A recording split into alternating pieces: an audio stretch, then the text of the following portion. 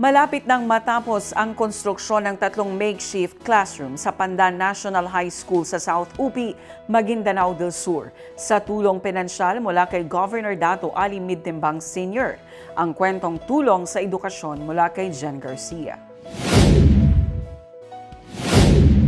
Sa layuning matulungan ang komunidad ng Pandan, South UP at magkaroon ng maayos na silid-aralan ang mga mag-aaral doon, malapit nang matapos ang konstruksyon ng 3 makeshift classrooms sa Pandan National High School dahil sa tulong pinansyal na ibinigay ni Governor Dato Ali Midtimbang Sr.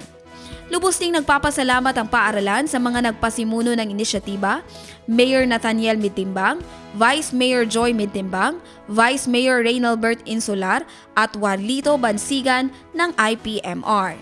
Ayon sa PTA at mga guro ng paaralan, ang suportang ito ay may malaking maitutulong sa kaginawaan ng mga mag-aaral at malaking hakbang tungo sa mas maayos at komportableng pagkatuto.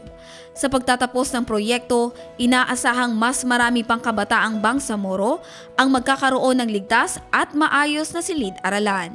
Jen Garcia, iMinds, Philippines.